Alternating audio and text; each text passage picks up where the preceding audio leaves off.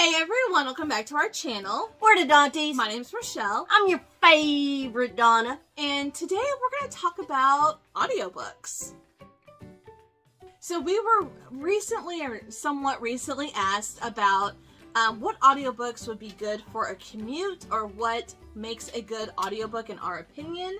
So we mainly listen to audiobooks around here, like all the time. And so we kind of put together a list of elements of an audiobook that we really enjoy with the audio experience. And then we also listed out some of our favorite audiobooks that we've listened to that are not just a great book and story in general, but has those elements that we like specifically in an audiobook. So I know you had mentioned that you had read a thriller about cars being taken over by hackers while driving to work. Yeah, so, and that's what prompted the question. Yes. Because I said that on my commute to work, it's about an hour each way. Yeah. And so I listen to audiobooks to pass the time. Yeah. And that particular book was about a car being hacked. And people are just sitting there and they have no control. Yeah. So that was very cool to be in traffic on the freeway and, thinking about what if I didn't have control of my Jeep. Luckily, we don't all have self-driving cars. Well, no, I drive my Jeep. I'm fully in control. Yes. So we're just going to talk about what our favorite elements of audiobooks are and what we look for in a good audiobook experience. Now, all of these books, highly recommend, whether it's audio or physically reading, but the audiobook in particular was phenomenal. So some of the elements that we really like is, whenever a book involves a podcast, usually a podcast element in a book really translate well to the audiobook version. Definitely. And there's one book in particular that we both read. I read it first physically. The second time I read the book, I read it via audio. And there were just so many cool elements incorporated in that podcast element that we're going to get to whenever we get to that book. Another great quality is unique storytelling / style. So, for example, if there's an interview, or if a book is written in letters, it's really unique to hear that through the audiobook rather than just reading it. Especially like the interview book that we're going to talk about. I read it physically first, and it was kind of hard to keep all the characters separated because it was 100% an interview book, where the audiobook, you have the different voice actors playing the different characters. Yeah, when it's a full cast audiobook, it's awesome. Yes, that definitely helps. And I also like the sound effects. Oh my gosh, yes. It will scare the crap out of her if the sound effects are really good. Yes, and there is one book, I'm not going to talk about it in our list of books that we're going to recommend, but there is one audiobook. It was a thriller, and it involved a plane, and a plane being hijacked and whatever, and like you could hear like the engines of the plane. You could hear them talking over the radio to, the air traffic controller and stuff. Like, you could hear all of those sound effects, and I felt like I was on that plane, and that was not a good time, but the experience was just imagine if you were on a plane and listening to that book. Never gonna happen. I will read light, fluffy, non-thriller type books on planes. Oh no. But those are just some of the elements that we really enjoy. Podcasts, full cast narration, unique storytelling or style, sound effects, like all of that really enhances the audiobook. And sometimes you just don't know until you start listening to it what it's going to do. Yeah. And so some of our favorites, yes. The one that she talked about that was strictly an interview format, that was Daisy Jones and the Six. Yes. I love that book. It's kind of loosely based on Fleetwood Mac. Yeah. And it's like, think about Behind the Music or something like that. True Hollywood Story type of show. The documentary interview where they cut to a scene and then they cut to somebody just sitting there answering the questions. Yep. The full audiobook of that is just awesome because it's a full cast And I loved Daisy Jones and the Six. One of my favorites. Yes, and that one is the one that I read physically the first time around, and it was a little difficult just reading it with my eyes. And then the second time I read it was earlier this year, and I read it via audio, and it was a completely different experience and totally enhanced because you had those voice narrators playing the different characters. And the story is told where you don't hear the interviewer ask questions. You kind of understand what was asked based on the band members' answers.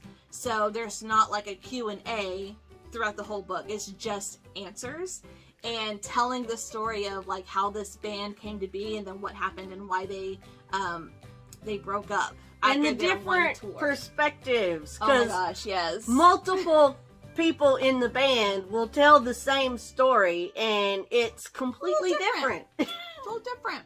So that was really fun. We listened to my very first audiobook ever whenever we were taking a trip to Oklahoma last year. And it was a very short book, but it was called Evidence of the Affair by Taylor Jenkins Reid. Now, this was the very first audiobook I'd ever listened to. We listened to it on the drive, and I really enjoyed the audiobook experience, and I don't think you can buy it physically. I think it's just on Kindle or audio. Yeah. And so we listened to this, and this one was really fun because the whole book was only letters between two characters. So you have this woman writing a letter to this man and basically saying, your wife is having an affair with my husband, and then he never responds, so she writes a second letter to him.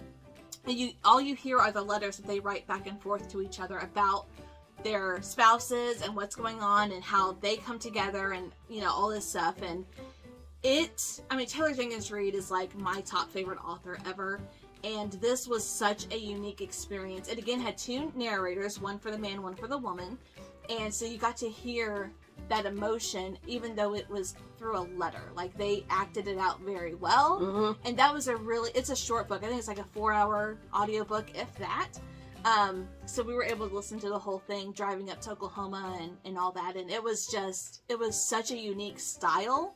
And I loved it. And another one that we both really enjoyed in audiobook form was the Good Girl's Guide to Murder trilogy. Okay, it's a YA, yes, but thriller. It's about a podcast. Yeah. And this, she's a junior, I think. Senior. She's a senior. And it's her senior project. Yeah. She's doing a podcast on something that happened in her town. Yes. And y'all know I love my murder podcasts, so yeah. I really enjoyed the podcast element of this one. And the first time I read them, I just read them. Yeah. And then the second time was with the actual audiobook. And again, it's a completely different thing because you can hear the elements of the podcast, like the opening music and stuff like that. Yeah. And that is just anything that's a podcast based in a book, in audiobook form, is amazing. So good.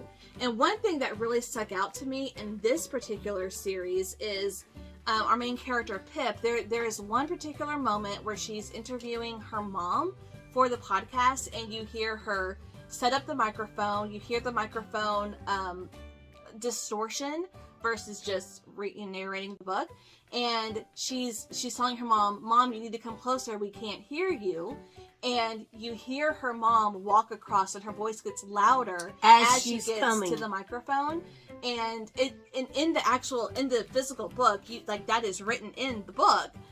So I thought that was a really cool element to bring to the audio experience, where you can actually hear her mom in the other room and walking towards the microphone, talking like, what do you mean? How close do I have to be? Like, hey, can you not hear me? Or whatever is going on.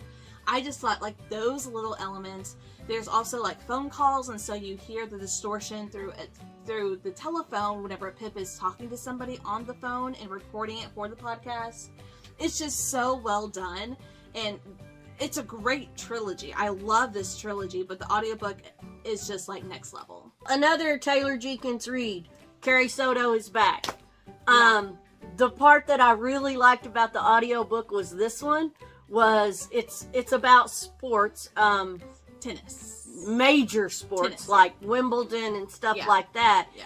And the ESPN type news casts. Yeah. Like that were jingle and that was amazing Yes. in that audiobook.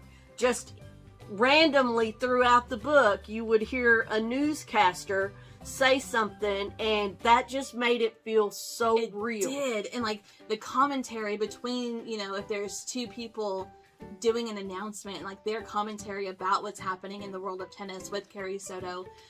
Really all of Taylor Jenkins Reid's historical fiction books, Evelyn Hugo, Daisy Jones, Malibu Rising, and Carrie SoDo all have those elements, and they're all fantastic on audio, because reading the book, again, you can see the transcript of this sports newscast or whatever, announcement, commentator sections, but it doesn't feel as good as the audiobook, because it brings it to that next level. Just hearing it So is good. really awesome. So one that I really enjoyed was, again, another podcast one, and it is The Night Swim by Megan Golden. She's a podcaster, true crime podcaster. You follow her as she's covering an active court case, and just anything with mostly everything with a podcast is good. There have been some podcast books that say there's a podcast element, but the podcast is like secondary. There's no like episodes or anything to just say, oh, I'm going to put this on my podcast, and we don't know what that podcast is. So it can be a little tricky, but this one was fantastic as well. And one of my favorites is an older one that I read and listened to earlier this year, I think, was Dolores Clayborn.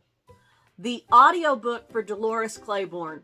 She is sitting in an interrogation room with the police, and you hear her tell the story as she's being interviewed by the police. And just listening to that audiobook just makes it so much better than reading it on the page, because it says she moves in her chair and you hear the chair move in that's cool. the audiobook. That's really So cool.